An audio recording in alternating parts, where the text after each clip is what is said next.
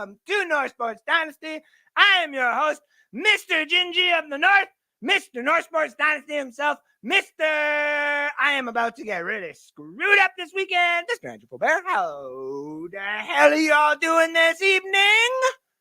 This weekend, the long weekend here up in Canada. That's right. We got a 3-day weekend. Da, da, da, da, da. Unless you have to work on Monday, but then you get stat day.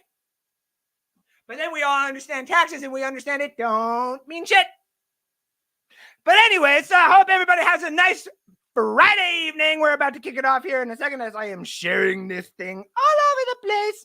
And that's what you can help me do. You can like, you can share, you can follow, you can subscribe to North Sports Dynasty every time you see the logo. And as I did last week, it pops up there like it there, but you can't really see it. So then I gotta go all the way down to the oh, I fucked up already.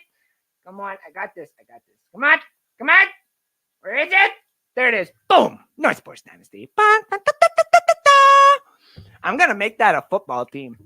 It's not gonna look really like it's not gonna be a legitimate one. It's literally gonna be a throwaway one that I'm probably gonna do as a joke for like Twitch or YouTube or something.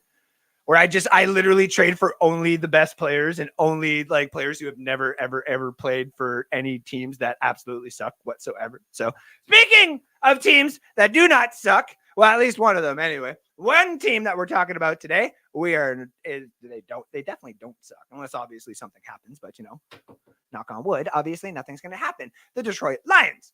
So we brought in a guest to talk about the Detroit Lions, and then the other team that we have a guest for is maybe not doing the greatest necessarily but we will talk about the Commanders and we'll have guest on Mr. Sean Spencer. But first, I had the drum pad somewhere, wherever the fuck, because when both of these guys were, I might actually get my kids down here to get it for me. But listen, I was going to get the drum pad out because these two guys like to talk college. We're going to talk college prospects tonight.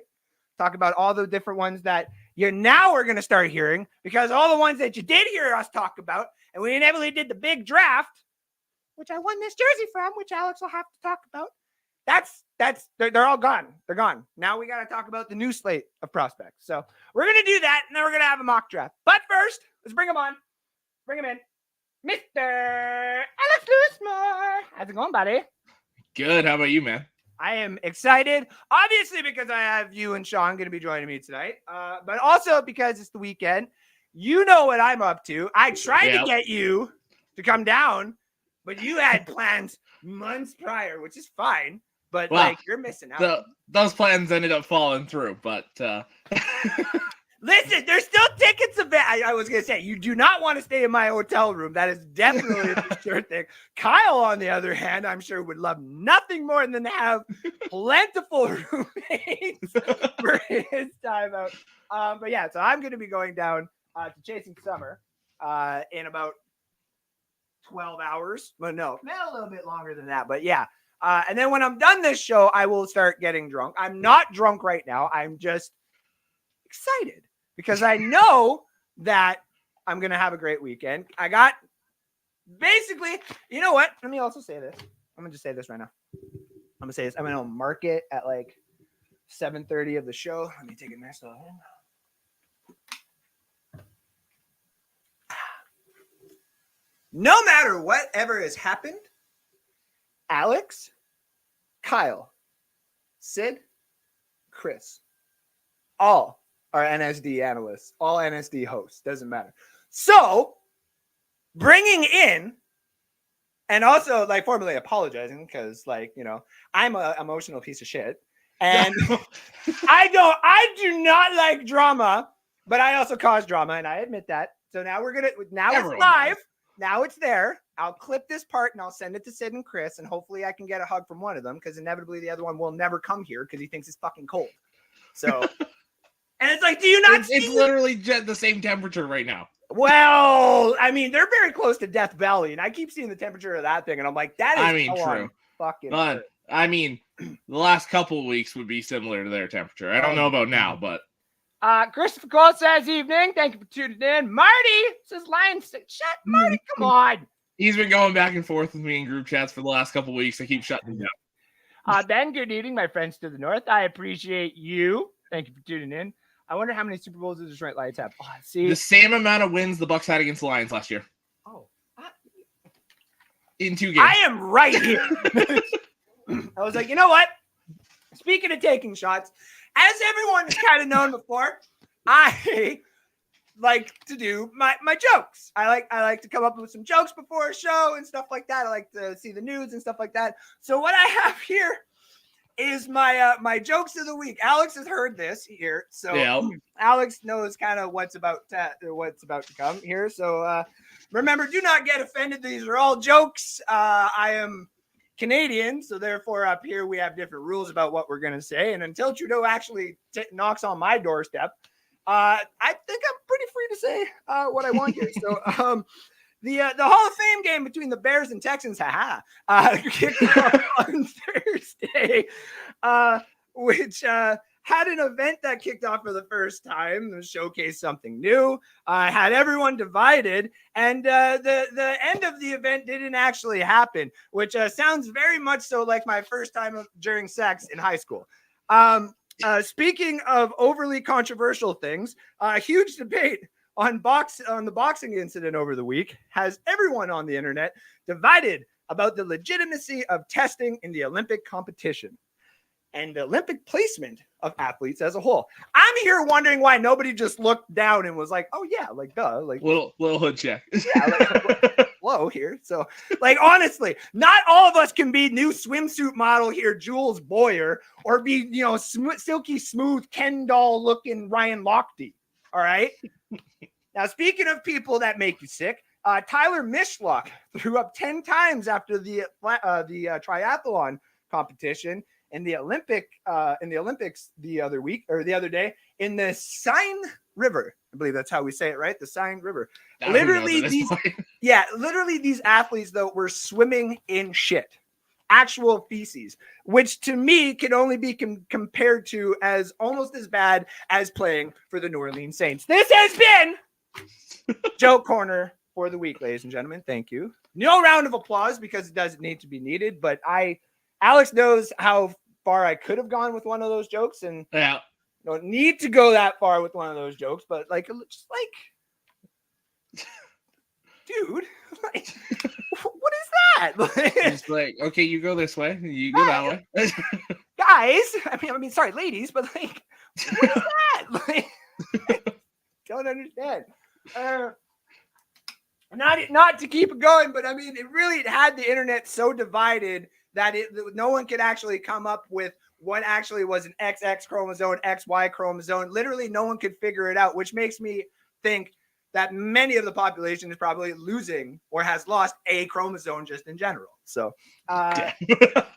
now back to what we were going to talk about.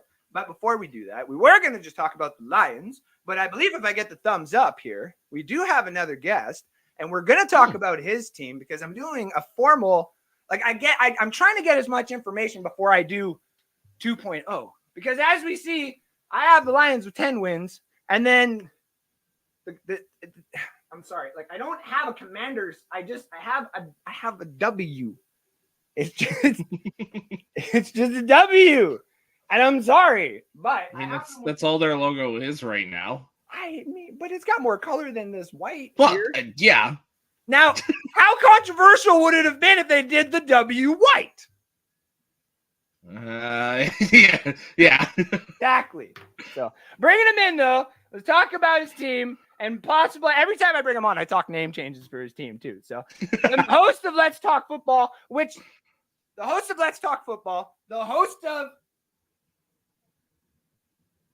the college edition, NFL edition college, and NFL edition, the main show, and then Let's Talk Football NFC South, and Let's Talk Football in general, co-host, co-creator, the man, the myth, the legend, Mr. Sean Spencer. What's up, Sean? Pass out. What's up, guys? Look, Andrew, long title. Look, man.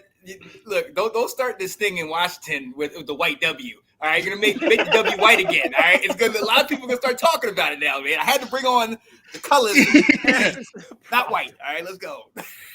How are you doing? Always good, my guy, when I can see you guys, man. How are we doing tonight?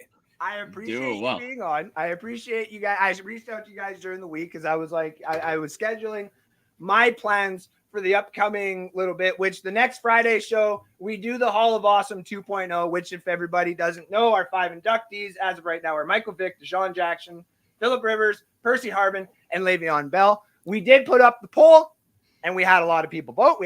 And I wanted people to put their own in there. Like, don't just take what I did. I put the skeleton out, and then you color over it. Like anything that I put out for my kids.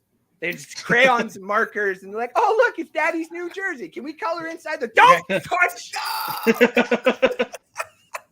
Don't High up on the shelf. And now, of course, Ava's like, "I want a jersey too," and I'm like, "Well, I guess I'll have to win one during the next NFL competition that we have." So let's talk about it. We got 2 respectable different spectrums of teams here. We're not talking about the Tampa Bay Buccaneers. So all you Buccaneer fans, listen, we're talking about our friends here. And inevitably, 2 teams that we have to play this year. Okay. Wait. You're about to say friends after week 1. Until, yeah. Of course. Well, Alex and knows how it then is. we play them week 2. So it's Right. one right after the other. Yeah. I get excited. I'll be like, Alex, Sean, it's week 1 and stuff like that. And we're talking in the group chats and stuff. And then in week 2, Alex will be like, "Hey, Andrew, what are you doing?" And I just won't reply to him. Oh, yeah. It's on from like Monday morning, like midnight Monday. It's 12:01. Just like these damn fantasy waiver wires that inevitably happen. Yeah. And we're all waking up at 2:00 and seeing who's got what and be like, "You son of Yeah. Anyway, so let's start it off with the Lions here for a second. The Lions last year was 12 wins, correct? Yes. 12 wins. You got all the way to the Final Four. A couple of, I'm not even going to say bad decisions. I'm going to say controversial decisions were made. Yep. There were, people in the offseason that wanted to say this, that, and everything else. But you still got Dan Campbell. You still got Ben Johnson. You still got the DC, which is Aaron Glenn. Thank you. I knew there was a Glenn in the name. Like Glenn. Yeah. And then you still basically kept everyone in house. You have now re-signed the 4 core, what everybody likes to call it now. Yep. So what are your expectations now for the Lions this season? Do you believe it's Super Bowl or bust, or do you just believe now it's here's the winning formula? Let's see when it actually, goes. What do you think? I think if, at least the NFC title game. If we don't make it to where we were last year, it's a failure. I think this is a team that should very easily be competing for that 1 seed, home field throughout. And to be fair, there's really only like 4 or 5 dangerous teams in the NFC. So to me, I think with the Lions, there's a bit more than 5. The Lions, the Niners, the Bucks, the Packers, and the Rams, to me, are the other ones. I don't see the Eagles or the Cowboys as that dangerous this year. To me, I think unless the Packers steal both those games from us, I think this is our division, and I think we roll right into the NFC title game and hopefully the Super Bowl. So now it brings up a question that I don't think you want to answer. But who would you rather have right now? Not necessarily in comparison to what Jared Goff has done for you, but would you rather have the Jordan Love or would you rather have the Jared Goff right now? I think Jordan Love. Okay. I think I love what Goff does in the clutch situations. He's one of the best quarterbacks in that end of game situation. And when he's protected, he's shown the numbers to be a top 5 QB year in and year out. But what Jordan Love can do extending plays and how accurate he is on those play extensions, it's hard not to want Jordan Love. See, and it's good to see that there's not necessarily a in-division bias on it, because if you ask me if I'd rather have Baker Mayfield or Derek Carr or Bryce Young or any of the guys in my division, I would just literally say my quarterback, and there wouldn't even be a debate about it. I mean, you'd be right about your division. Well, yeah. Now, the reason I asked you for this one is because there are a lot of Packers fans who are pounding the pavement this year being like, the Lions are now in the backseat. But the Lions got further. The only thing Green Bay is hanging their hats on right now, and don't look at my hair, please, is the fact that they beat the Dallas Cowboys. So in my scenario that I had here, I got Green Bay losing to Dallas in the rematch. But if for some odd reason that were to change, Green Bay would be 4th in this scenario. Detroit would still be 6th. And if you told me Green Bay plays Atlanta, I'm going to take Green Bay. And then you got 4th seed Green Bay and 6th seed, in mine, of course, 6th seed Detroit. So you go to Lambeau in the Final Four. Are you confident that the Lions could actually do it there? Or are you more so hoping that you got to go back to San Francisco or someone's coming to your house? What is the scenario you are hoping for the Lions in that Final Four? To be honest, if we had to go on the road, the place I want to go the least is Lambeau. That cold weather outside, and it's a team we've already played twice. And that spells disaster. Especially if we were to win both regular season games. To beat a team twice or even 3 times is insanely difficult. And you give that young core another full 5-6 months to gel together. Green Bay is one of those teams I don't think anyone wants to see in the playoffs come January, February, because especially if they can fit Josh Jacobs into the offense there and get him to be that key piece, that you're asking for a lot of trouble playing Green Bay. I'm very happy for the random trades that I made last year in NSD 5 that are now looking chef's kiss. So before we move on to the Commanders and their young core that we were going to Ben, I got a jersey for you week 1, Ben. All right. And you say the Bucks are going to it. Okay. Sup, y'all, from JT. What's up, JT? JT. Lions also brought in Hulk Hogan, brother. Why? Is he not the Bucks? But you can have him. Okay, but here's my thing. Can I just before we go, I want to make a point here. These make me feel like Randy Savage, okay? Randy Savage is my wrestler, okay? Scotty Too Hottie is my other one. And anyone who has ever known me in football knows. Thank you. Yeah, the worm and stuff, and Rikishi getting it. Oh, yeah. And when we talk about football, everyone knows I'm the Bucks. And everyone knows that my second team randomly was the Houston Texans. Because they were fun to build in Madden, and I just happened to get to know some of the players on there. I was like, oh yeah, some of these guys are pretty good. So now, when it comes to this whole he is a fan of the Bucks. If you go and start supporting another team to like show it doesn't. I understand he's your friend. But if you're a fan of the Buccaneers, you damn well know that there is a rivalry between us when we were in the same division. Yep. So how dare you start endorsing? Like, I get it. I like Dan Campbell. I do. But if I was ever in that type of environment and stuff like that, I'm going to poke fun at that situation as much as I can. I'm not going to endorse it. I will say that as we've seen, our buddy Hulk has been making his rounds and speaking at certain events. So he might just be going wherever that check shows up. Right, No, JT also says 100% Super Bowl or bust. Yeah. Joey Miller coming in with comment of the year. You're starred right off the bat. Atlanta will not have a good year. Listen, I am willing to put money on the Vegas line of Atlanta over 9.5 wins, which is currently sitting at -105. I'm probably going to take that.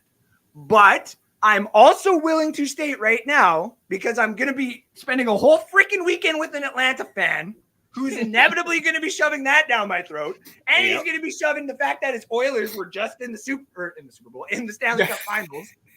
Like, I got to deal with that all weekend. Why do you think I'm bringing this jersey? Why do you think I'm bringing a Red Wings jersey with me? Like, I got this, okay? I'm prepared. I got this. I'm prepared. I think Atlanta is going to do good. But if for some odd reason it all just crumbles and they just say, screw the whole Kirk Cousins things. We go with Michael Penix. He can sit on the bench and make $40 million a year. We don't care. We're going to do the Michael Penix situation. And they get a top 3 pick next year in next year's draft. And they get to sit there and be like, who wants Carson Beck? Or we'll take Travis Hunter. Then what are you going to do? Or you get one of the top left tackle prospects in the last 3 to 5 years. Or you put Luther Burden beside Drake London.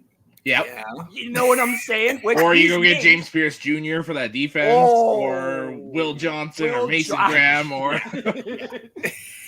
or why not just grab Travion Henderson with the 3rd overall pick and put him with Bijan Robinson? Oh my freaking God.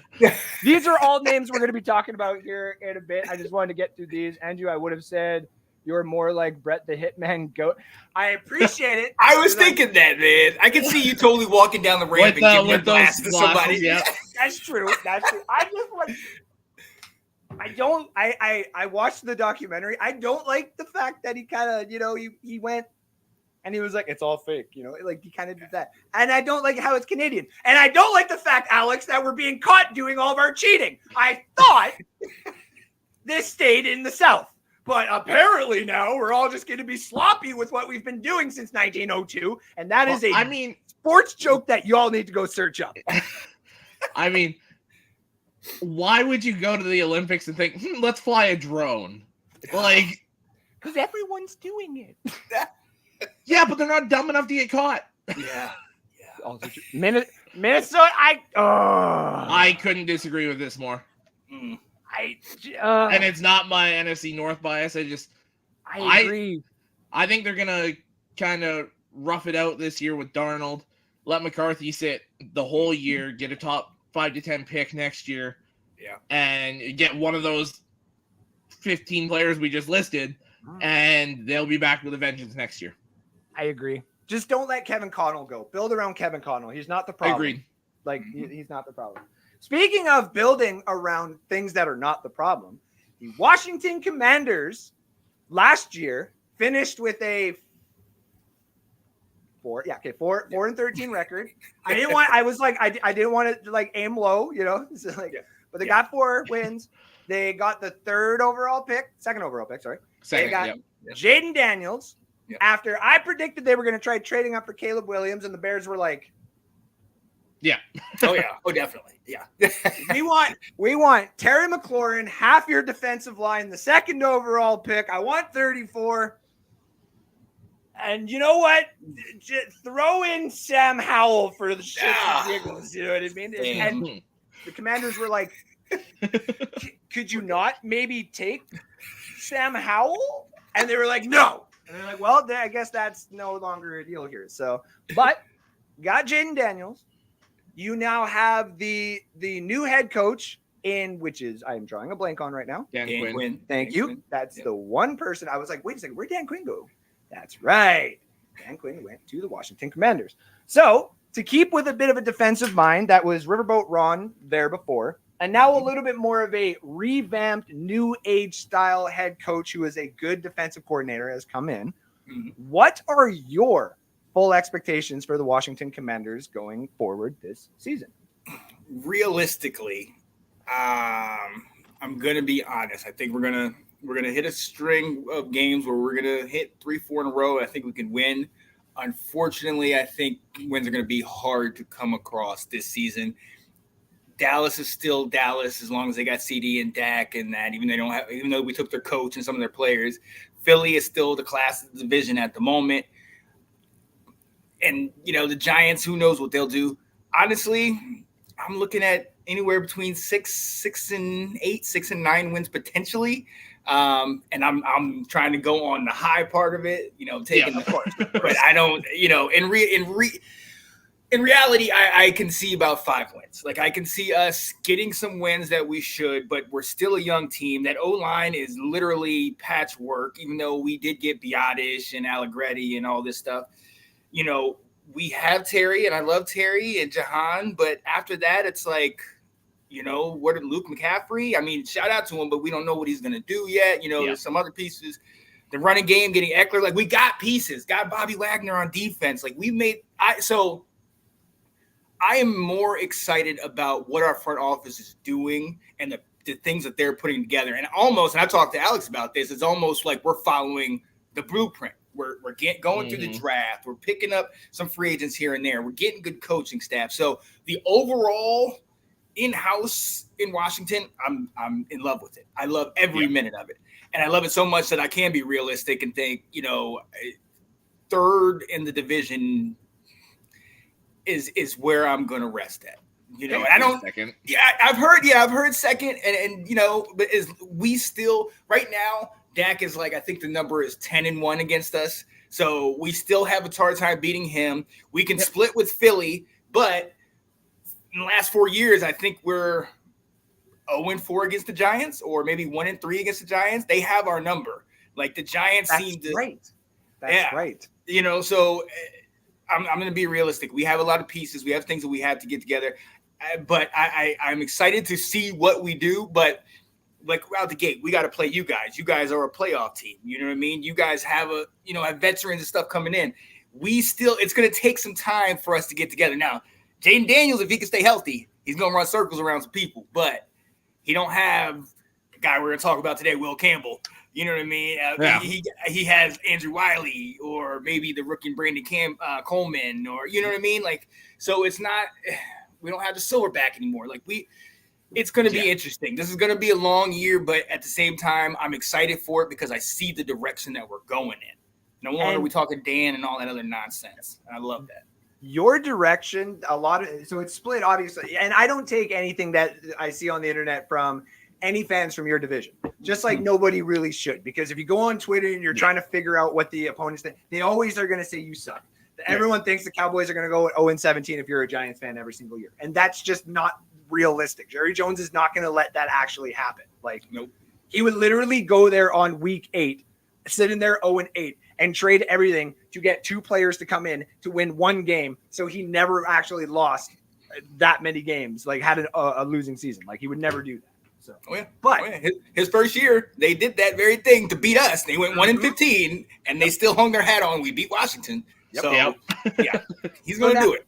The thing is with Washington, though, is you do have Dan Quinn, but the one thing that everybody forgets that you have now, too, is the guy who made a nice, fun air raid system work in Arizona for a little bit there in Mr. Cliff Kingsbury. Yes. And the fact that you give him a mobile quarterback who is a little different than Kyler Murray, they have the same traits. They have the same, I would even say, accuracy. You compare the tapes to them in college. They do have that when they're running. I will just sling it. And obviously in college, there's going to be a little bit more players open when they go and do that. Kyler has shown that he can actually make it work at the NFL level. It's just the injuries and the fact that he had no offensive line in front of him is the reason why everybody thinks that he sucks. He doesn't. And no, Scott, do you ever think that I would wear Arizona Cardinals stuff? It's not that I hate if you lost a bet Cardinals. to Chris, maybe. I don't think I would ever. I would never. I don't know if I'd make a bet with Chris. I mean, Cardinal stuff I'd wear. We all know I would never wear Saints stuff. Someone make a bet with me to wear Saints gear, and I'll just say no. I couldn't wear Cardinal stuff now because it looks like Ohio State stuff. You. And you and Ohio State would. That is true. Nope, not happening. So what I wanted to ask though, with regards to the Commanders, I think your offense is going to start showing out. I think you're going to actually have a stage where nobody's going to understand what Jaden's going to do. Is he actually going to sit in the pocket and try to throw? Is he going to scramble a little bit like we saw with Jordan Love, like we saw with RG3 back in the day, which I actually think is one of the reasons why they drafted him, is because they were like, you know what? We didn't fully give RG3 the chance that he deserved after the injury and stuff like that. And a lot of people enjoyed watching Commanders games. Obviously, they were called the Redskins back in the day, and I ain't going to sit here and sugarcoat it because it is what they were called. Yeah. When they were called the Redskins, RG3 sat there and had great games, and it was fun to watch that team. And even with the Commanders, they have had good opportunities to be great teams. I think right off the bat, your offense is going to do good. Your defense is obviously going to need work, but it's going to get the appropriate work because it's got Dan Quinn. Yep. Now, the question to you, though, and this is going to be a weird one because you're going to be like, wait, what? Where do you think Terry McLaurin's getting traded? Oh man. And you know what? I'll couple that with, I saw in the comments they were talking about Ayuk. Joey Miller was saying, "Do I want Ayuk and for what?" Honestly, I love Terry. I love Terry. He is a great guy, humanitarian, one of those, the Walter Payton Award, one of those NFL guys. He was our representation. Love the guy. Okay. He was the guy that you want to bring home if you want your daughter to bring home. He's the guy that's gonna work his butt off, all that good stuff. With that being said, I want a dog. And Terry's not that. I mean, let's be very honest with you. Both of y'all teams looking at it, y'all ain't scared of Terry. People aren't scared of him. He's great. He's a solid receiver, but he's not going to take. He's not. If you double him up, he's shut down. And maybe that's the fact that we have not had a legit quarterback since Kirk Cousins. You know what I mean? And he didn't throw with Terry, so it's kind of like,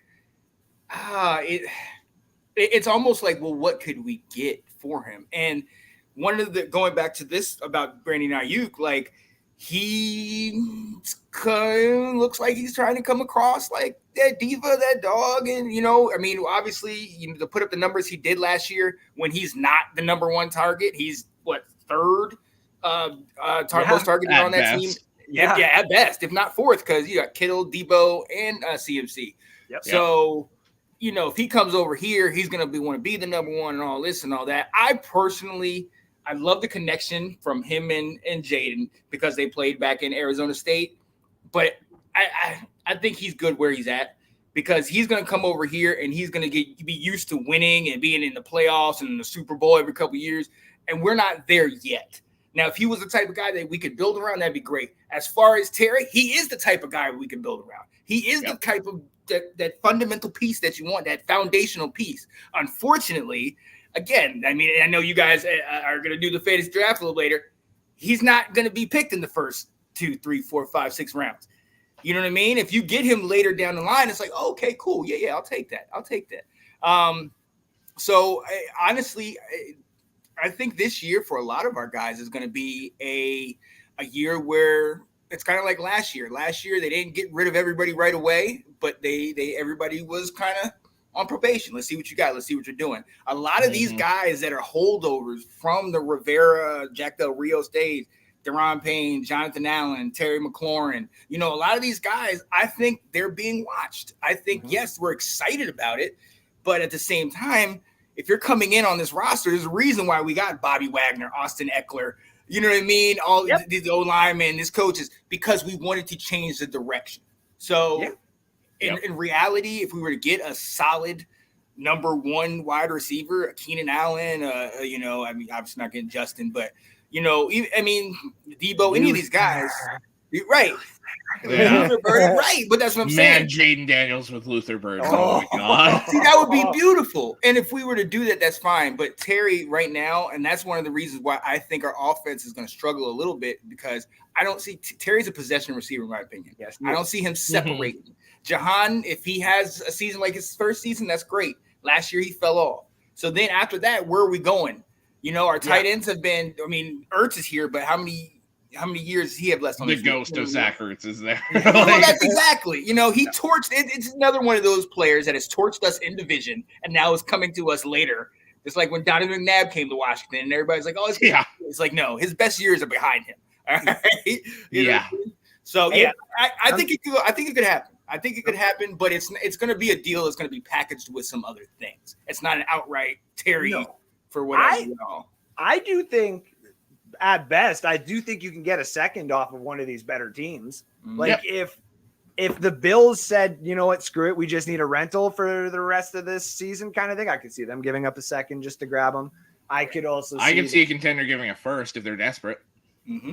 I could too. Someone like the Cowboys ain't going to do it though, because they might have to if it's in division. But yeah, we took a number of their guys. We took their coach. We took their DC. So. They, turnabout's fair play, but I think like you're saying, we're going to make moves, but I think it really depends on what these teams need. Once the injuries start coming in, once midseason starts coming, if there's a team that needs something where we can benefit from that, our front office has proven this past year that they'll go. They're afraid to pull that trigger. I like that. Me personally, who's somebody that gets attached to these guys, I would hate to see Terry go. Yeah, but you give me one of those Lombardis that you're chasing and that you just got a couple years ago, and we can. Hey, Terry, sorry, bud. Bye bye. Bye, guys. Can I get a Lombardi not during COVID though? Like, I would like to really go. I just want a Lombardi, man. Like, for crying out loud. Yeah, you got one this century, okay? Like, I know. And then he's got one when we were basically born. So Like we were young, yes. Yeah. Which I find funny because I did come at you in the one comment. I was like, don't try to get one of the greatest defenses of all time. You have the greatest offensive line of all time, and I do not want to hear it. Take it. You could have Take it. You could have put what's the dude from oh my god, what the heck is the Napoleon Dynamite? What's Uncle Rico. Uncle Rico. You could have literally put Uncle Rico behind that freaking offensive line and they would have won the Super Bowl. Like, holy crap, man. We were solid. Yeah. I do like what Ben said. Commanders will definitely improve the season. I personally think they'll surprise some people with NFL 2024. Not going to say playoffs, but they could be in the wild card hunt in later parts of the season, which is true. There could be a random point like week 10, 11, 12. They're still technically there. Now, I think I am one of the last 5 teams eliminated from that wild card spot. Okay. That could make the Giants like right near the end of the season. Giants aren't gonna. Bye-bye. Now, the one comment I saw on the internet, though, that I did want to bring up, I wish I had time to screenshot it. It is about the Commanders. Someone said, I hope Jaden Daniels becomes even 75% of what Lamar Jackson is, because it would be nice to see those type of offenses working on both sides of the NFL. And then in brackets, they said AFC, NFC. And I was like, you know what? That does make I like that, because even I agree. I don't hate the Commanders. I would like to see you get a proper, say facelift might not. Yeah. I want something more than a W. I don't. Yeah, exactly. The crest. When you were the football team, we actually were doing a show and we were like, this ain't that bad, right? Yeah. Like, why not? So, I also agree. I would like to see you guys do good. I know there's probably people in here who are like, screw that. I mean, you got this guy who's screaming out Hendon Hooker here. Little Scott. Like, oh my God. Which, don't get me wrong. If Hendon Hooker has to go in, Ben Johnson's going to be like, all right, guys, now we got our Lamar Jackson. And this is how we play with our quarterback. I mean, no. You know what he's going to do? Jahmyr Gibbs, David Montgomery. Yep. And around to Jameson Williams. I'm on Raw with the Jets and stuff. Yeah, totally. Actually, funny enough, you want to know who else has been getting some carries in camp? Who? Sam Laporta. Okay, there we go. Why not? They've been putting him in at some fullback a little bit. No. Take him. Go ahead, take him. No, we have get him out of our division. Get him out of there. Much as I'm not a huge Baker fan, just in general, I like his swagger now because he's less like cocky and he's more about the team and he's lifting up the players, and I like that. That's just the Buccaneer way. Go ahead. I think he fits you guys right now. I think he's a perfect fit. No, he is. And I'm okay with it. He's there for the next 3 or 4 years. This gives us the ability to be a playoff team, to compete for the playoffs every single year. All the contracts fit, and all the people who are going to be leaving in the next couple years are basically going to be gone, and we will replace in the draft, which is what we do every single year. Or for some odd reason, with our 3rd round picks, we can either trade it away and get JPPs, or we can keep them this year and get fucking superstars like Jalen McMillan falling into my lap, which I had told you. I had told all the fans in the comment section, which I appreciate every single one of you tonight, that out of all the receivers that I loved this year, Corley, who went to the Jets, Baker, who went to the Patriots, and McMillan, who, when I saw his name in the Buccaneers together, I was like, oh, it's like the day that this guy was drafted. Though the day that this guy was drafted by the Buccaneers, I did question. I was like, why didn't we take Johnny Manziel? Oh, I thought as did pretty much every team that didn't take Manziel. All the fans were like, but why? He's sitting right there. Yeah, hello. Right. We have the 6th overall pick, and we chose a 6'6". I like the fact that he was 6'6", but I'm like, he's from Texas A&M. Yeah, Texas A&M. And I'm like, who the F is this guy? Like, what did he do? Though, don't get me wrong. It was nice having him and, while he was still alive, Vincent Jackson for the 2 years. Yeah. On opposite sides. Freaking Giants, the both of them. What? Yeah. The Saints, when it's... Oh. Okay. Listen, there is a chance that this could happen. And the way that it could happen is the Saints defense plays like they did 3 years ago when the Bucs won the Super Bowl. Mm-hmm. Derek Carr plays like an MVP, which was 2 years before the Bucs won the Super Bowl. And if they could actually get some receivers, which is what the Buccaneers have. And we had when we won the Super Bowl. I was waiting for that one. Yeah. Scott, you guys aren't going to suck bad enough to get Luther Burden. Oh, Scott, he's coming to Washington, Scott. Scott, we will state all the way till the start of this season that we were all wrong about your Rams last year. You can keep holding us accountable for it. Yep. But now you're not getting a top 5 or top 10 pick unless you trade up like apparently you were trying to in this draft for Brock Bowers. I don't think they're going to have their pick going into next year's draft. I don't think so either. I think they'll trade it for somebody. And I've kind of pinpointed who I think it's going to be. Who do you think? Pat Surtain. Oh, just from the Broncos? They'll get 2 first-round picks and get their next Jalen Ramsey. Oh, good one, too. I like that. He actually would fit like that LA, but he's like, perfectly. Like, he's not too swaggery either. Like, he's actually like I'm just gonna go into work, and then might go. No one knows my face necessarily, so he might blend in really well in LA. That might actually work. Then I'm going to Vegas for MagicCon. Hey, there we go. That'd be awesome. Hey, Nicole, we're gonna pod. We're gonna pod. JT says NFC East doesn't look very good, so Washington is a dark horse to win their. Anything is possible. Honestly, I think anyone but the Giants can win that division this year. That's how I feel. Anything is possible. Okay. I might be the only one who thinks that the Giants and the Commanders might be playing lose at the end of the season. That's what I'm saying. Here's the other thing. We've been right at the cusp of the playoffs. Not last year, but 2 years before. We've been like, it gives us 16th, 17th, 18th pick right in the middle. You're not getting nobody good at that position. So I would rather, as a Lions fan for the last decade, I can wholeheartedly agree with that. Now, I'd rather we even lose, or if we're gonna go, let's do it all. Let's go all the way deep so we get a late. Yeah. When we were talking about the Dak to the Bucs, I was literally trying to get down to this one because this is actually where I think Dak would probably go. Is if they fire Dennis Allen, they say, fuck it. We have too many good pieces because we got to admit the Saints do have good pieces in house. They have They got their quarterback already. You think too. You get Spencer Rattler this bitch? Have you seen him? I mean, yeah. Spencer. He looks like he should be starting over Derek Carr right now. Those last 2 years in South Carolina helped a hell of a lot. Yeah, he matured a hell of a lot. He's still got that insane arm talent. I think by like week 10, 11, Derek Carr's ass goes to the bench. Spencer Rattler comes in and proves to them that they should at least give him the chance next year. I think so. I mean, think about it. Who replaced him? Who was the only quarterback to replace him? Great. So, I mean, we got to give the guy some credit for that. I mean, the fact that he rebuilt. Can we not have the guy that I made fun of that's not going to be a good – not go and destroy my hopes and dreams of – the football gods, just sports gods in general, are like, oh, Gingy said some shit again, eh? Yeah. There we go.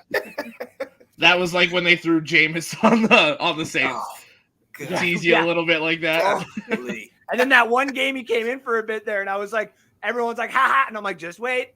Yep. Just wait. Due time. There's the first pick. Here it we're goes. We're going to go to the third. There's the second. Yep. And we're going to make this a 30 for 30 in the fourth. Yeah. God, remember I said Baker. You also did. Yeah. You also did. Eat that W. You also did. Oh my God, the eating W's.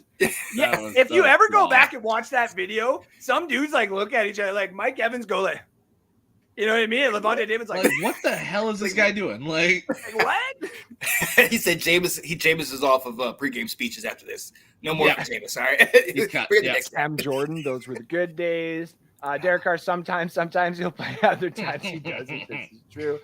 And Taysom Hill. Now the question is, who's the next Taysom Hill in this next crop of upcoming prospects. Well, we're going to start talking prospects here because these, to be honest with you, there's only two other guys, maybe three, and this is cutting this list very short. If I could get Ben in here and Johnny and Peter and Ray and Harry and Marty probably in here, JT, if I could get, I'll give him the credit he deserves. If I can get Alec in here, if I could get Chris and Sid and Ash and David and all the people who have watched all these different colleges and all these different players to be in one huge show to provide for all the fans and stuff, we'd be able to cover like 350 players.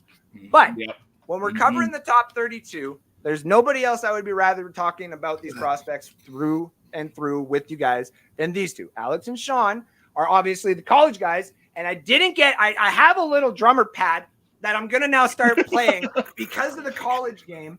Every single time you guys pop on, I'm going to be like, I have like a lump right now under here because I got so excited that my Toronto University, shout out to Heisman winner. I totally forgot his name now. I was going to say Jeremy Renner, something like that.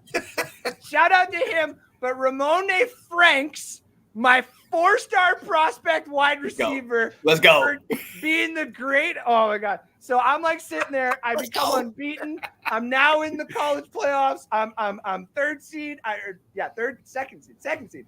And I got to play Florida State of all teams in my first play. Hey, speaking of college and Florida State, Misador, shout him out. I see you.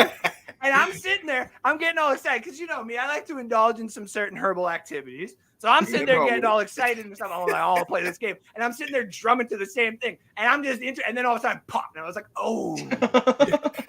And then I was like, you know what? It's football, baby. You suck it up. We got to keep going. We got to keep going to the next one. So speaking of which, let's talk about some of these college prospects because this is the year now where the names that you're going to start hearing are basically as followed. You heard us talk about Luther Burden, the wide receiver from Mizzou, who was playing at where was he last year again? He was at Mizzou.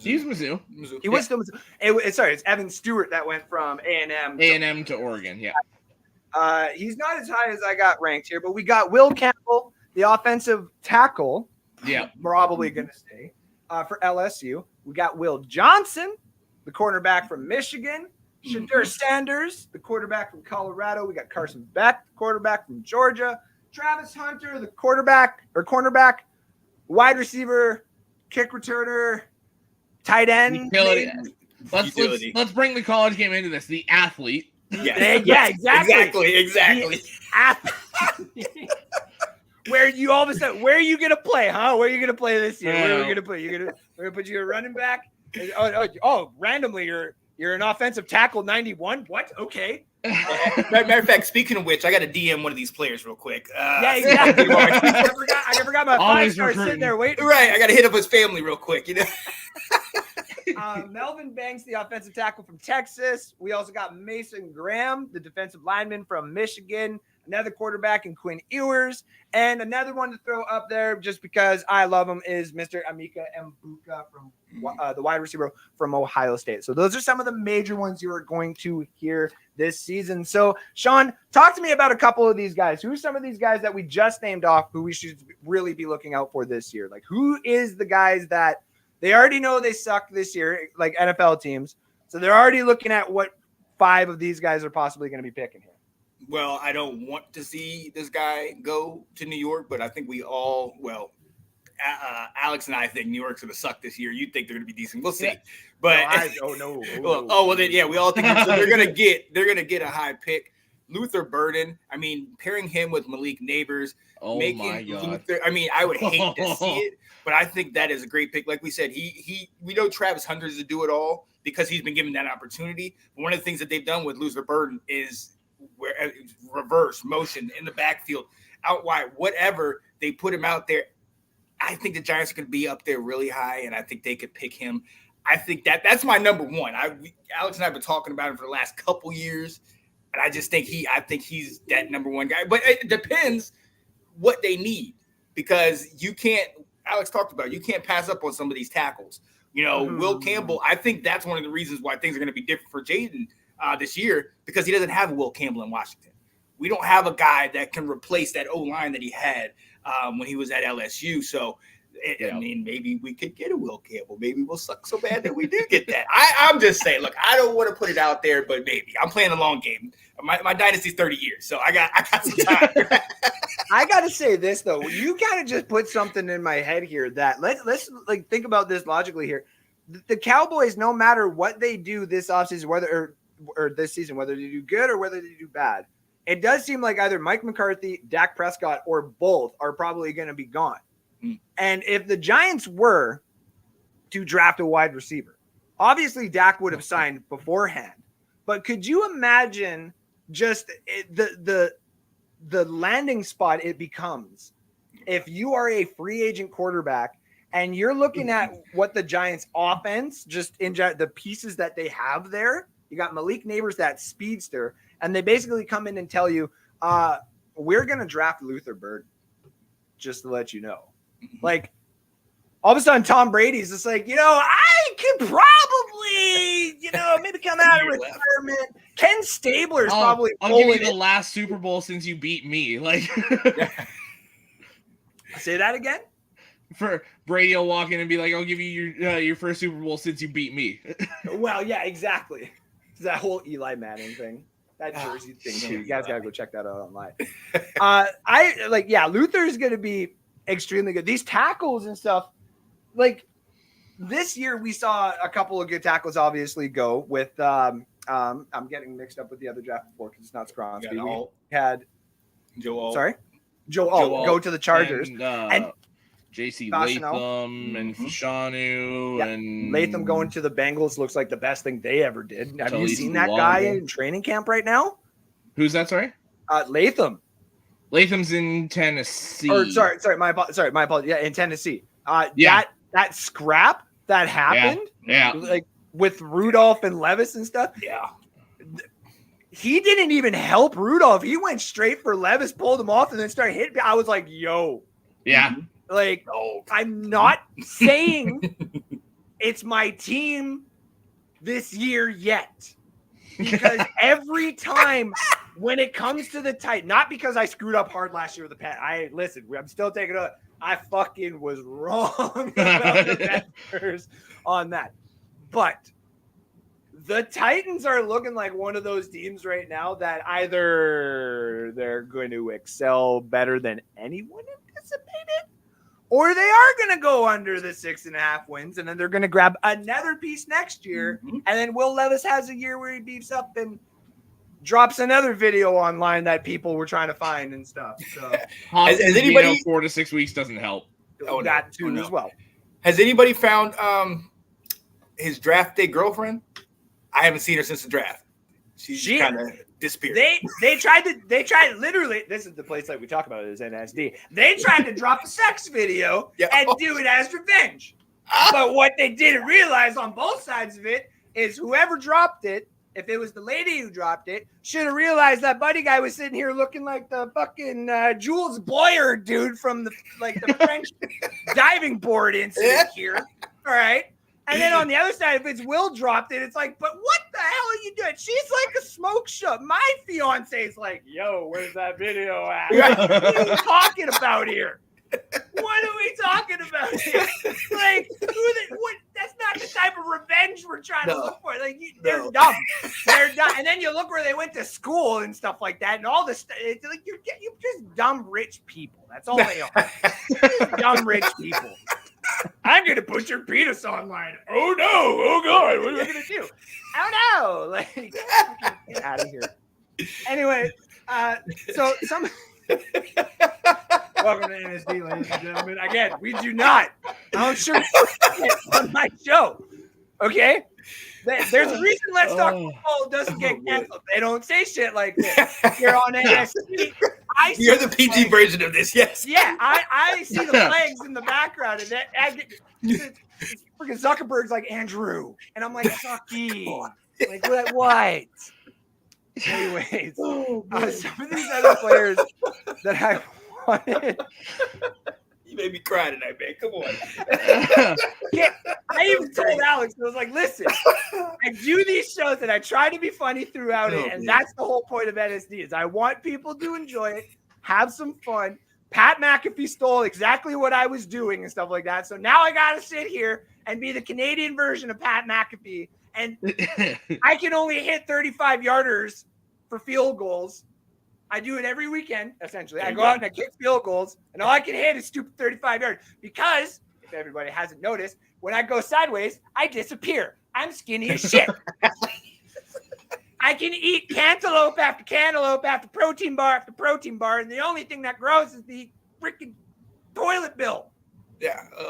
Like, Jesus. If only, something is messing with the metabolism. I don't know what it could be, but... From that one time I went to a New Orleans Saints home game. Oh.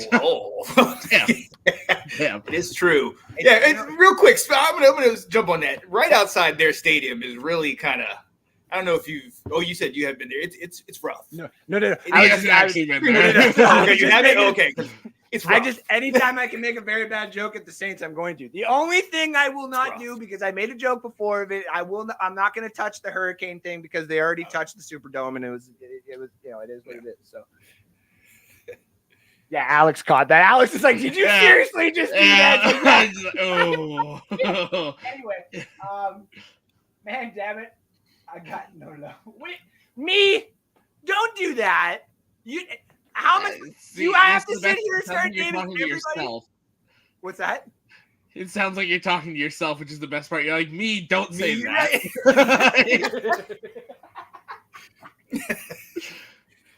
Me? No. Me, that's bad. Me, bad. Bad me. Look, he was already laughing preemptively. There we go. Yeah. Go Mizzou and Truman the Tiger. Is that what they are? Is it Truman? Yeah. Truman lost. The Tigers, yeah. God, Truman's our mascot. Scott's still salty. We did that whole mascot bracket last year, and Truman didn't get out of the first round. Yeah. I think we even put him back into one of the tournaments. He lost again. Sorry. Yeah. Can't help you on that one. It's a mascot. Hey, those NBA little mascot. Do you know they got little Kinder Egg, the NBA mascots and the little Kinder Eggs and stuff? So, me being a collector dude, I went and bought. We're just gonna say a significant amount of Kinder Eggs so that I could. I was like, are you actually gonna say the number here? No, I spent a little bit of money, but I mean, I also did it with the kids. So like, I was like, let's open it up and stuff. So, and then I made a nice like treat after, which Kim is now like, you need to make these again. Oh my God. And I'm like, fine, whatever. Anyway, long story short, the last Kinder Egg we're looking for, I think it was San Antonio's mascot. And so I get my kids to open it up. And Ava opens up and she gets the Raptors one again. And she was like, yes, I wanted the Raptors one because we need two of them so she could actually have one. And then Maverick opens up the other one and he's like, oh, cool. And he tries to run away. I'm like, no, you little bastard. Get over here. Give it to me. Don't you dare do that. But after spending and getting a few Kinder Eggs, we finally got the whole collection. So there you go. I also, and I'm not selling them, but I do have the Deadpool and Wolverine, like the popcorn bucket and stuff like that. And I also have the little figurine and stuff, which online I figured out that all three of those combined prices, if someone would actually pay for it right now, is $675. Damn. Wow. And I was like, okay, I guess they really didn't make that much. So yeah. Cowboys end with a late pick. Fire McCarthy. Hire Belichick. Oh. Make it happen. I think, to be honest with you, this might sound like weird, but if they did like a weird rebuild or a retool or whatever you want to call it, I could see Chip Kelly, the old Eagles head coach, going to the Cowboys. The offensive coordinator. He's the OC for Ohio State. Is he at Ohio State? Oh, he left being the head coach at UCLA to be the OC at Ohio State. He didn't get fired. He quit. Yeah. Who? Hi, Sean Shelby. Foster replaced him, right? Yeah. At UCLA. Wow. Yep. And they played this year. He botched his freaking introductory press conference at Big Ten Media Day. Are you serious? Oh. Deshaun Foster, go look it up. Oh, okay, if you haven't seen it, it is awful. Oh, man. Okay. So many long pauses, states the obvious, It's brutal. Christopher Cole said, what's your underrated and overrated players in the NFL? Every overrated player currently has a Saints jersey on them. Underrated. Or his name Dak. I was going to say Dak Prescott. Dak Prescott. Here we are just taking shots. Nicole, I'm sorry. I'll apologize when I see you and Mark and everybody tomorrow. Kyle, you can suck it. Your Falcons suck. I hope you do. I have never wanted to win the South more than this year. Because if you don't, Kyle will never let you hear the end of it. Fucking never. Yeah, he'll sit there and be like, NFC South winners. And I'll be like, hey, buddy, want to see this beautiful Super Bowl run highlight package that we have? I have a DVD of it. You should borrow it and watch it. As for underrated, that's a good question. I'm just like going over some of the players that I like, but they're all still rookies, so I wouldn't necessarily say they're underrated. But I am gonna maybe I was gonna say. No, that's a tough one. I was gonna go ahead. I'm just like you. It's just every player in the NFL. Had it been like underrated and overrated, like quarterback, I could find. Yeah, but it's just and like it doesn't say most underrated. So I think that's also another thing because I can say Terry. Terry's underrated, even though I just talked about everything before, but he's underrated. If we're gonna say that, I mean, I'm gonna go Simmons, Jeffrey Simmons, the lineman from Tennessee. You are he is not getting the appreciation that he deserves. Like, ooh, I like that. Like he was. I was gonna. Go ahead. Oh, go ahead. No. You're good. Oh, I was gonna say mine. Since you brought up Simmons, same position, different team. Dexter Lawrence. Oh, Lawrence, for sure. Absolute game breaker. Doesn't get enough credit. And like that's the other side about the Giants that we all can agree on is like we do think they're gonna suck. That defensive line is not gonna suck. Oh, that defense will be awesome. That defense is gonna be. Someone is going to enjoy. Like if Brian Dable's still the head coach, fine. I don't do this on Let's Talk Football, but fuck Thibodeau. All right. I'm coming onto your show to do it. I'm win Rome and when in Canada, you act like the Canadians do. Let's go. Well, okay. If you act like me, that I don't know about that. Like it's like you don't like the way that I act. I act like. Listen, you don't ever get as close up to my eyes, but I think we're closer than you think. They're up there. They're redder than my eyes. My eyes are as redder as my beard and stuff. And yeah. Why do you think I put these on? Oh yeah. I've had people be like, dude, you look so stoned when you do some of these shows. I was like, what? Look. Smoke weed? Oh, come on. Checked it now. Right. He go off camera. Yeah. Top 100 in the teens. Buka is good. Like to me, in the teens though, to me that's too high. Yeah. 20s. Yeah. I'd go 30s, just based on some of the receivers that were there. Yeah. I'd take a Monroe. I'd take Mike Evans. I agree. And those were 23. Certainly not underrated. 22 and 26. No, not underrated or overrated. No. Oh God, no. Like he could have a sophomore slump. Like I'm assuming Nakua and CJ Stroud might fall off a little bit from what they did last year.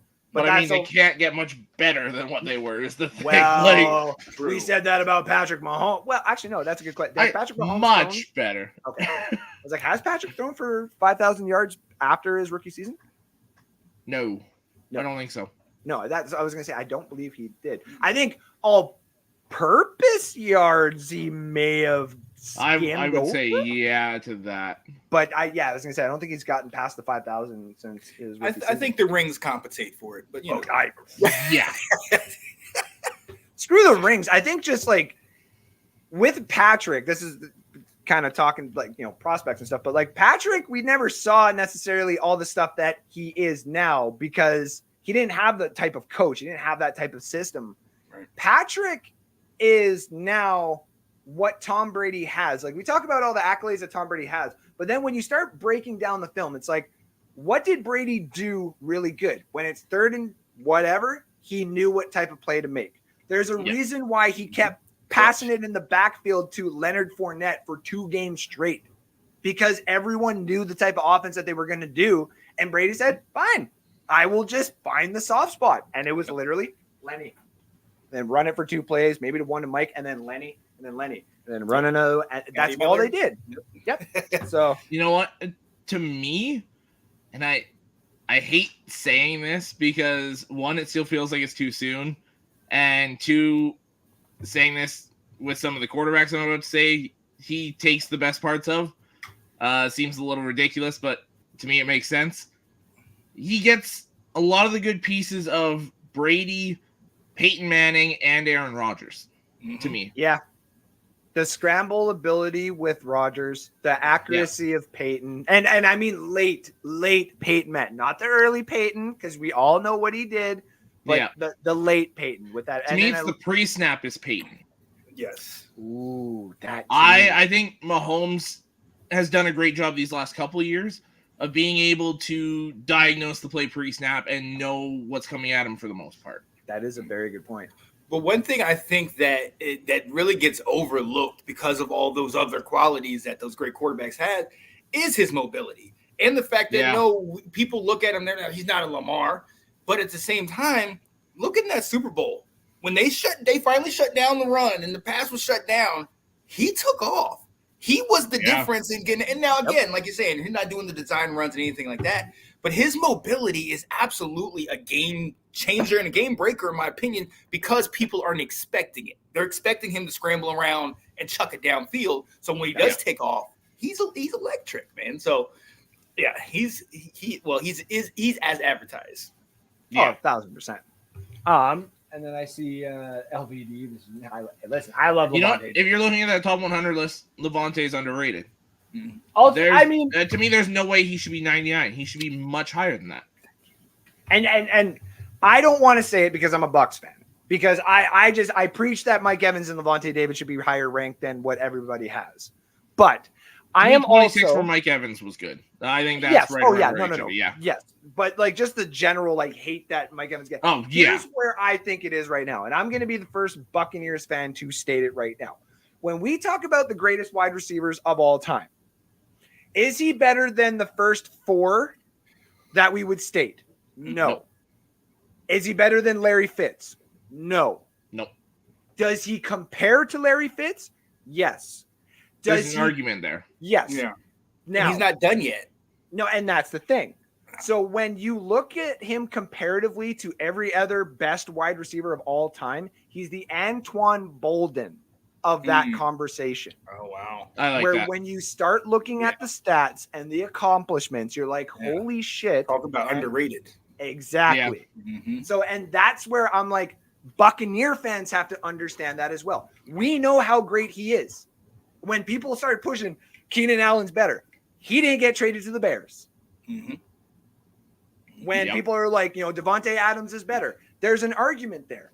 But if you put the stats beside each other, Devontae has played way more games, and Mike has not way more stats, but is right on par with him.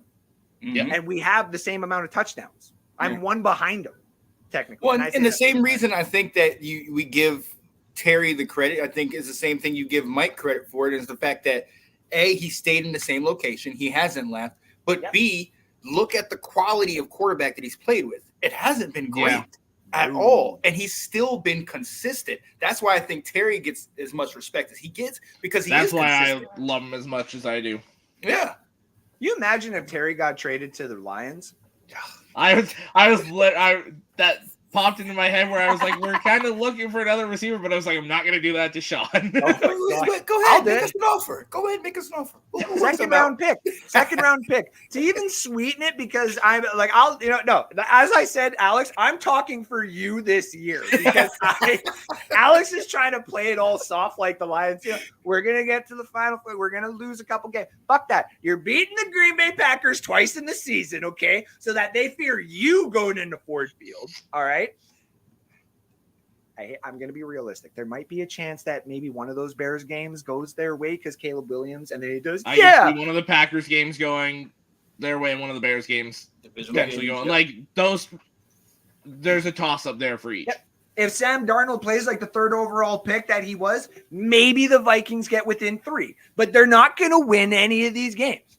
And then when the Lions are sitting there And they're just like, hey, why don't we just like, go get another wide receiver and stuff like that. They're like, hey, why don't I give you a 2nd round pick? And just because I'm Dan fucking Campbell and I can't do that, I'll give you a 7th round pick, man. I'll give you 4 7th round picks for the next fucking 7 years, man. I need Terry in here. He's got that fucking dog in him, man, and I'll pay the contract. I love you want to talk about dog and receivers, and I think what's gonna hamper this is potentially Jameson Williams. That is From true. what nobody's been able to cover him in camp.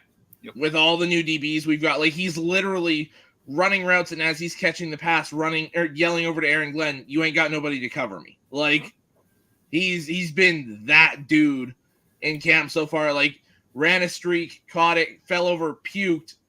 15 seconds later, he's back running routes again. Like he's been an animal so far. And this is the first time year 1 came in hurt. Didn't get to play till like week 13, 14, whatever it was. Last year suspended. This is the first year where he's healthy and available to start the year. And it's looking good off the start. But I think that idea of trading for a receiver is still there. Mm-hmm. It's just going to hinge completely on how well Jameson plays. And now, that being said, because I'm also going to say to the fans and stuff like that, if you're tuning in waiting for the mock draft, we're just going to say screw it till next week because we're having the next conversation. We got about another 15 minutes before I'm going to let these gentlemen go because I got to start packing before I inevitably get high. Every single team this offseason seems like they were trying to replicate one team's offensive weapon, and that is the Miami Dolphins and how they use Tyreek Hill. Yep. Now, when you look at the top teams, the 49ers got one with Debo. The Lions technically not as fast, have one. though. Not as fast, no. But he's in that same category where you can use him on the motion and stuff. You got do they call him Jameson. Jabu? J-Mo. Yeah, J-Mo. They got J-Mo on the Lions. You got I would say Jahan Dotson kind of falls into that category as that, utility weapon and stuff like that. Xavier Worthy for the Kansas City Chiefs. The Bills don't necessarily have that, but the other thing I was going to say. Curtis Samuel. Oh, that's right. Which used to be in Washington, and that's exactly how we used him. Curtis Samuel. So then the other thing that you need, though, and I think all these teams have in common, is that safety gap tight end, where they can use them out wide, you can use them to block, and you can use them just in that little flex 5-10 yard bubble, which everybody seems to like to utilize or push them out to the side. You got one. 49ers got one. Obviously, the Chiefs got one. The Bucks do not, even though a lot of these Buck fans like to think Cade Otton is. It's like, let's settle the fuck down here a little bit. He's a middle-of-the-road tight end. Yes, he's really good, and it started having a better, chemistry with Baker as the season went on. But you're not putting him in the top 15 tight end no, he's not there yet. Actually, since we're talking this position, I just thought of a player for underrated. Okay. A guy that I think is going to be a top 5 tight end this year. Trey McBride in Arizona. 1,000%. This guy is sneaky good. If Kyler's healthy for the full year this year, what he did with Kyler the last 5-6 games of the year was unreal. I think McBride's in that top 5 conversation easily by the end of the year. Also underrated. Speaking of Cliff Kingsbury, underrated, I'm going to say, is just the Arizona Cardinals in general. No one is giving them love. And I had them being tied basically for 7th in mine with the Bucks, with the Rams for that last playoff spot, with the Rams just getting in because of the conference difference. They're not a bad team. I got them just outside the playoff, but still 8-9-ish wins right around there. Much improved from what they've been the last few years. And if you told me, it's frustrating. It's frustrating because it seems like after, we all make jokes about, Kyler Murray and the whole, Call of Duty and everything Call like of that. Duty, yeah. But it's frustrating to see because, right, yeah, because you can't see. Right? But it's frustrating to see because if you would go back, 2-3 years ago, and they were the cream of the crop. They started off 8-0. They were amazing. We forget 9-0 if AJ Green turns around for a touchdown pass. Yeah, see, right? And that's the thing. And then after that, obviously, they lose six straight or something like that. Crumbled, yeah. Right. You know what I mean? So and obviously the injury to Kyler and everything like that. But I mean, look, you talking about last year, Dallas, we know they're a playoff team. They were beating crappy teams. They couldn't beat Arizona. I just wanted to bring that up. They beat the crap out of Philly, too. Yeah. Yep. See? So we beat them. Dallas. Yeah. We beat them. By the way, we're here. We're still here. And we beat you. I wanted to throw this in earlier with Washington. Yep. There were so many games last year where you lost by a possession and you had multiple turnovers. Yep. If Jaden Daniels limits those turnovers, you guys can easily win 7, 8, 9, maybe even 10 games. Yeah. If Daniels is smarter with the ball, that's plenty more games you're going to win. That was both games against the Eagles. Yep. There's good teams that you just about beat because of the turnovers. Yeah. And our quarterback wasn't upright. We got to keep our quarterback upright. That too, yeah. Yeah. That plays a part in the turnovers too. Sam Howell's your boy. Yeah. Oh, I know that, but he would get sacked all the damn time. We had no open line. Oh yeah. When you gotta run and just chuck it, that leads to a lot of turnovers. So I liked him because I like him too. And he's right now he's the starter because Gino's hurt. Gino got hurt. Yep. Yeah. So right now he's a starter between him and then Drake, maybe North Carolina. Although, I don't know if you've seen anything from New England there. I've seen Jacoby. Jacoby said, "Look, he said I'm not talking Jacoby. I'm talking Joe Milton. Joe Milton's been balling. Really? Yo, man, he's been balling. What happened in Washington when they drafted a quarterback in the first round and then they went and got one in the later round? Who did they end up utilizing and paying? Kirk. Well, see, and here's the thing though with New England. I think I don't think it's a bad idea to run Joe Milton out there this year. Yep. You let Drake May learn exactly what you want this offense to be. Yeah. You don't have an offensive line this year, so Milton's mobility and ability to throw on the run might actually help the offense this year. Yep.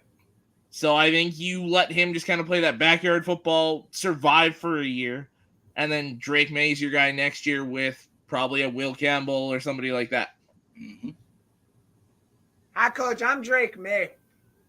Who the fuck is that? I'm your future. That fucking mutant. Yeah. Now, here's the thing. I do agree with you. I think the other side of it, though, would be put out Jacob Brissett. Let Drake learn the system that he's supposed to under the offense coordinator. I can't remember his name. Thank you. And he deserves the opportunity to groom both of them, if anything. Yep.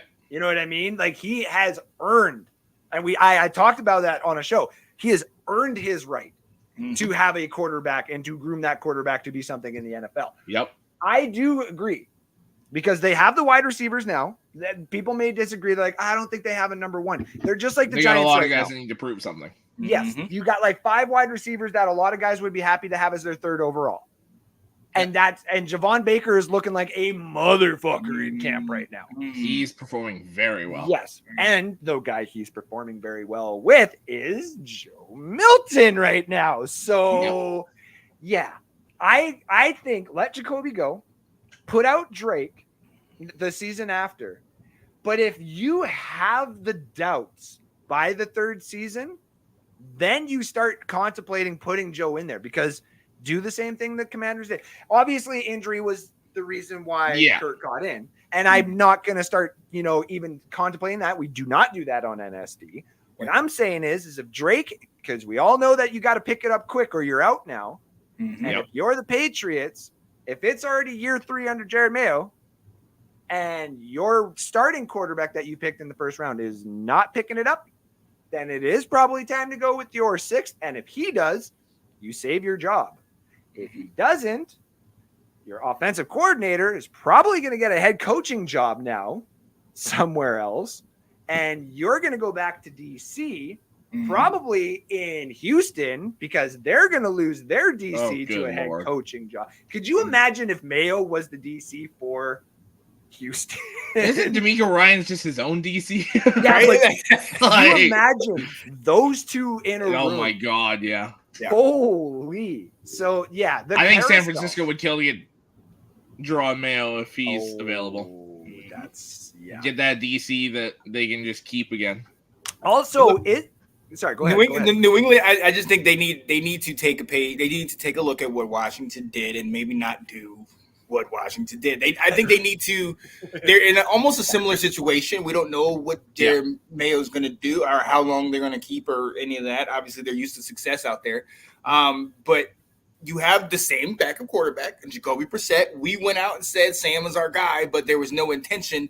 We all knew everybody was going to be gone, so there was really, in hindsight, there was no intention of really keeping him. They didn't care what ended up happening with him. If Drake is your guy and you want to keep him out there, I do think you put a Jacoby in there so that Drake sees what needs to be done. Because if Milton goes out, he's going to show out, but he's going to also make a lot of mistakes. And then I don't know if that's going to teach Drake anything. Now, for me, obviously, I'm like, I don't want Drake to have success because then he comes to Washington and then we get rid of everybody. And then this is it. That's what you're going to move off Jaden Daniels? Hey, every North Carolina quarterback has to go to Washington. Every North Carolina player, Amari Hampton next year. I stole something from this guy, okay? Take for May 2024. I'll never forget when that started to come to fruition. I was like, this could really happen. This could really happen. And it did. One pick off, just like Cody Mock. That's true. Except with the Drake situation, you had the pick before, not the pick after. Though I'm pretty sure the Patriots would have probably taken Jaden had they had second. Oh no, yeah. Oh yeah. Just in the short term, I agree with that. Like, I love Jaden. I think Jaden's going to be great. I think he will replicate some RG3 stuff. But unfortunately, with his injury, potential injury issues, and then the fact that he already has 5 years in college, there's already tread on those tires. And with our line, and he's not big. So, I mean, there's all these things where I'm like, because obviously in Washington, it's a love affair. It's the honeymoon. He's the best thing. Oh, he has a missed pass. Yes, because we're in training camp. Okay? Yep. And they say, don't touch the guy. I mean, come on now. So, I want to see what happens week one. But, I mean, we got to play a full 17, man. Well, maybe not week one. All right. I might go MIA after that. But my main goal is that we get a quarterback that plays a full 17. Let's play a full 17 games. And even if you're out a game or two, that's fine. But let's get a guy that's going to be consistent throughout. We need some consistency instead of 17 daggone quarterbacks over the last X amount of years. You know what I mean? Like, so. Mm-hmm. The only team, I think there was only one team last year to only start one quarterback the whole season. No, we started Sam all year. Was it just Sam the whole year? Yeah, because Jacoby, the week Jacoby was going to get in, he got hurt in practice the week before. And so that's when I knew Sam. I'm going to say we did, yeah. You had backups in for a couple games. Yeah. Seattle had locked the win. We didn't have them start. So if you're going to start, Goff started every game. Okay. So then I just misread that tweet because I was like, oh, the Buccaneers were the only person to have. Like, what? I was like, I'm pretty sure. And then I was like, oh, no, what's his nuts didn't start there. So Trask. You know who's going to be the backup quarterback? You know who's going to lead the Bucs to glory in 3 years when he inevitably comes out of college? Don't say his name. It's Mertz time, baby. I want Gators till the day I die. So all these Florida Seminoles. To be fair, he looked a hell of a lot better in Florida than he did in Wisconsin. I'll give him that. Yes. I do think he's going to – him, Wyman, and Dart, I think, are going to start playing themselves into top 5 competition for the draft after. Love Dart. Who was the quarterback a couple years ago of Ole Miss that got hurt, went to Carolina? He was in the Heisman race before he got hurt. He's playing in the XFL now. Yeah, not McCarron. No. What the hell is that guy's name? God, I was so in on that guy. Yeah, I was so high on him. He was, to me, it was Sam and then this guy. Shit. I don't know what. Which team? Which college again? Sorry. Ole Miss to Carolina. He was like a 4th or 5th round pick in the 2021 draft. 4th round pick. Not Ugalele. Oh no, Ugalegu's still in there. I'm drawing a blank too. Oh, I'm looking it up because this is Matthew Corral. Yes, that's right. He's in the Yeah, UFL. he's in the UFL. Oh yeah, UFL now. Yeah. Damn. UFL. God, I was so in on him. But as we've seen, me and my quarterbacks, I seem to get in on quarterbacks that don't do great. So I'm just gonna keep my stuff to myself. You know which one I was in on early in the early days of NSD, and I still have a good rookie card of his. Cole McDonald from Hawaii. I thought he was going to be like a 3rd or 4th round pick. I think he ended up going in the 7th or 6th to Tennessee or whatever, and just flicked away. And I was like, "Aw." Yeah. That was my sleeper. So now, ladies and gentlemen, that has been basically the show. We did an hour and a half, which is basically right on the cusp of what I wanted to do. Didn't want to do a mock draft, but it's bad enough that I got to stop this conversation that we're having because it has been a while since we got to just talk football. Yes. I did post the other day about sitting in a room, or the joke of people sitting in a room with their buddies for 7 hours and you're just talking players from colleges, and it's a stand-up comedian, and he literally knows what he's doing. He's just like and he names a player, and then the audience yells out where they went to college, and then I can't remember, it was Taylor Decker was the last one, and it gets quiet there for a second, and then one guy goes Minnesota, and he goes yeah, right. and I'm But like, Decker went to Ohio State. Was it Ohio State? Decker went to Ohio State. I got to find out what player he was talking about then, because I could have sworn he said Decker. It was 88 on the Broncos back in the day. Eric Decker. Eric Decker. There you go. Yeah. Did he go to Minnesota? Really? Yeah, that's what the joke said anyway. The U of M, or no, men. What's their abbreviation? Men, M-I-N-N, not U of M. Did they say Minnesota? U of M? Yeah. U of M? Okay. No, I don't think so. Just men. But yeah, he was a Golden Gopher. Yeah. Yeah, that's right. I forgot they're the Golden Gophers. Yeah. Row the boat, baby. They were when I was DJ Fleck. I was so high on him when he was at Western Michigan. Hey, he's still a good coach. He is, but he's not the level you need for like this. Like to take a Power 5 team over the top. I don't think Fleck's that guy. He'd be great in the Mountain West. You know, he'd be elite in the Mountain West, right? Or the MAC, or the Sun Belt, right? You know, put him on San Jose or San Diego. He'd probably start. Doing good Lord, yeah. Come on, yeah. Which like Brady Hoax at San Diego State. He sucked at Michigan, but he's doing pretty damn well at San Diego State. And I ain't gonna lie, I tried to do San Jose State right off the bat for my college football. Oh yeah. And before the update, it just was not. I was just like, why am I like 54 overall? Like, why does no one want to come here? Struggling through a Wyoming rebuild right now. It's like, what the hell? Though my Toronto, like I said, my Toronto one, like I might have to sneak away from folding laundry and packing tonight just so I can beat the Seminoles tonight. Like you already know it's coming on after this. Oh yeah, I got mine over here. Yep. Oh yeah, I guess you guys are watching some college tonight too, eh?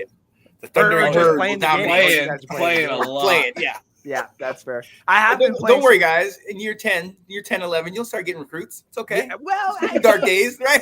Yes.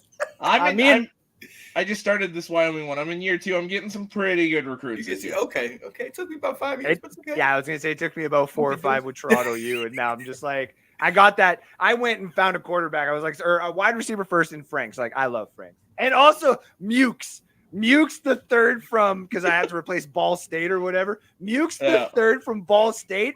I will have in every mat until the day I die. This guy is the biggest beaut I have ever seen. Reminds me of, and I can never remember his full name. Alex knows him from back in the day because we used to talk about him in draft. He played for the Texans. It was like Cedric something. Oh, you know who I'm talking about too. But like, he was like a slot receiver where like he didn't do like that much, but it was just his name. It sounded so beautiful when you would hear it catch like a nice slant. or something like that. And I'm like, Mukes is that boy now. Mukes is literally that boy for me forever. Like a poor man's, I'm trying to remember, like Cedric Shorts. Cedric's shorts are, Cecil Shorts, yes. Just like that slot receiver that just would have a random good game when you're like, who the fuck is that? Yeah. Mukes is going to be that guy. Someone's going to draft Mukes, and I'm going to watch that. I'm going to get his jersey, unless obviously he plays for the Saints, and I'm going to watch everything that he fucking does because I love him. So, and shout out to all of you guys in the comment section because I love every single one of you for joining me today. All the reactions, all the comments. Shout out to Christopher Cole, to Scott, to Nicole, to Shelby, to me. He's the one competing with Sam Howell right now for that starting job in Seattle with Geno Smith being out. Here we go. Shout out to all the people again who were tuning in today. Shout out to all the people I'm going to see. Marty, yep, shout out to you. I see the little shit emoji that you put in there. I believe that's oh, no, it's a thumbs up emoji. Like, just because Marty's full of shit doesn't mean he sends a shit emoji, okay?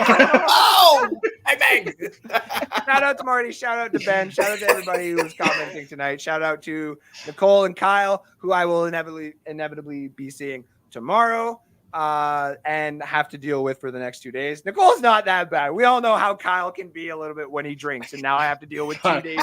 Kyle likes to push buttons. Kyle's gonna literally know exactly where I'm sleeping in the hotel and probably just run up at like 2 o'clock in the morning and be like, Andrew, I want to talk how the Falcons are gonna beat you. He's secretly gonna stay at another hotel and just come to yours and pull the fire alarm. 2 in the morning. He wouldn't. Well, I was gonna say he wouldn't do that to Nicole and Mark, but I mean, she is a Saints fan. Tell them to stay. Yeah. So, and who knows? I might Sunday morning when we're all hungover at the table, I might just pop out on the phone live so everybody can say hi to Kyle and Nicole. We might have like a quick little 5-10 minute conversation about how both of their teams suck and the Bucks are going to win the South. But we don't have to talk about that until Sunday. So, shout out to Sean. Shout out to Alex. Sean, tell everybody what you got going on. Hey, let's talk football. We're going to be back the first Monday of September. We will be back, Janae and I, and then as you know, all the other shows, Roundtable, Let's Talk Football Ladies Takeover, in South, all that stuff. We'll be back. As far as college football is already back. We are starting to talk about the season, which is 3 weeks away, 3 Saturdays, or 4? 4? 3 Saturdays away. Yep. Holy 3 Saturdays shit. away from bringing it back, man. I am super excited. I know you guys are too. So, yeah, Alex and I will definitely be covering that. And I already talked to Andrew. I've talked to some of my guys, Eric, Anthony, everybody in our college football chat about coming together with us, with North Sports Dynasty, the Ben Zone, all of us, and covering it because for those of you who don't know, we have a group chat where we're talking about this all year long, college football. Constantly. So we're just going to bring it out, man, because there's so much to talk about and we can't wait. And then it just carries over into the draft and football season. We love this stuff, and I am so excited to be here with these guys. So you know what it is. Sean Spencer, LTF. We'll be back, man. And, hey, I appreciate you guys so much. Appreciate you being here. Alex, tell them what you got going on. So if I ever see daylight again and work day shift, the NFL edition will be back on Thursdays during the NFL season. As Sean just said, me and him, pretty much every chance we get, talk college football. And then at some point here, I'm going to bring back Restoring the Roar. Like I said, I've been nocturnal for the last 4 months. So got to figure some stuff out with that. And that'll be coming soon. Nice. Yeah. And of course, here at NSD, we didn't do the mock draft. So it might go to next episode, which is on August 9th. But we do have the next 5 inductees to the Hall of Awesome. I do have a post, like an actual, like I'm going to start putting all the names near the NSD logo and have some fun with it. And we'll start like doing a big thing. I might actually just get like their pictures and then just do it like really small and then just start like pasting on top kind of thing. Might start doing something like that. August 16th. This is going to be a little different. August 16th, I have a lot of things to do. There is a alien movie that is currently going to be hitting the screens. And if anybody knows me, the only thing I've ever wanted in my life is a freaking face hugger on my face. And so I love this franchise. I am going to see it. So I don't know if the show is going to be early or if it's going to be on the Saturday or where it's going to be. I'm getting tickets. I'm going to see it. Kim is not coming with me because she saw the trailer and she's like, fuck that.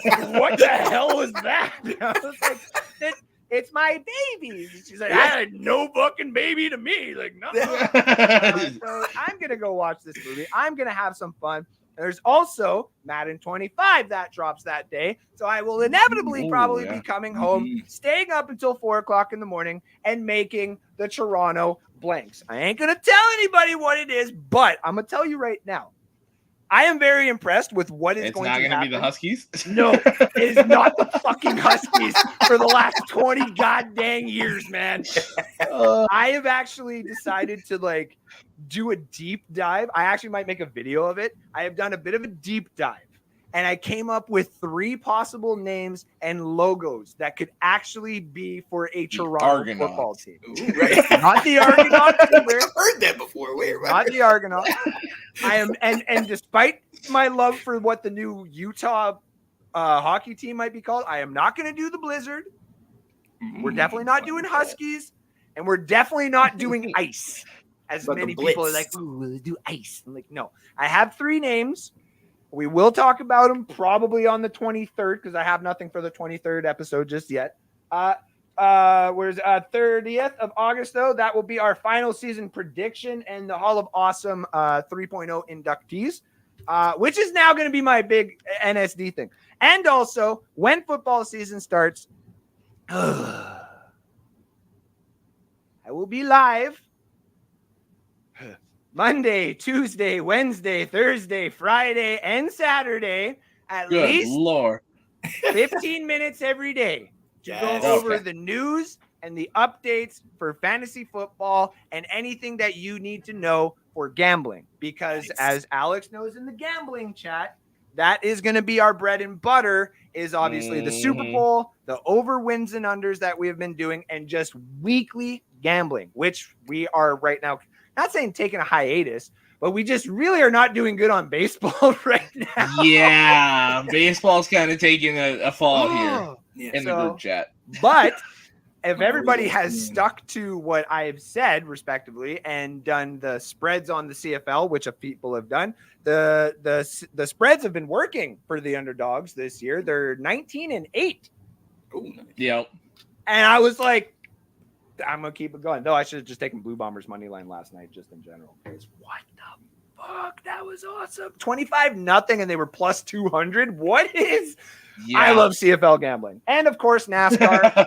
As Robbie likes to point out, everybody does good when Andrew puts in his NASCAR bets, except for last week and the week before, because there was no NASCAR last week, and the week before was bad. But that plus 2,500 Alex Bowman hit was good. So, yeah. I love gambling. I love the fact that also this is for everybody. None of us in the chat since after the first 2 weeks, none of us have been negative in our accounts necessarily. We have all done enough to keep the trend going up. Nice. So to everybody else out there who watches, if you are a gambler, if you are even someone who just wants to start getting into gambling, it would come drop into the chat because we would probably like to just start doing studying even more for the new guy. That would probably get us going. It's another perspective too, right? It's somebody else with a different opinion on whatever game, whatever sport it is we're throwing in. Yep. Mm-hmm. And I mean, Joey is thrown in Olympic bets. Robbie's thrown in Olympic bets. Shelby keeps coming in there and throwing random Rough Rider bets. And I'm just like, it's working. But I mean, he lives there. So and I love the Riders. So. All right. Shout out to everybody in the comment section again. You guys are amazing. You guys are the reason why I do long shows like this, which inevitably leads me to have pasties and not be able to talk. So then I got to go and put video clips up so that I can inevitably go get high again. Much love here from NSD. Shout out again to all the people who were in the comments section. Shout out to Alex. Shout out to Sean. And shout out to being always forever, and not forgetting to state the comment that I always do for the show from my basement. We'll see you next week. Bye-bye.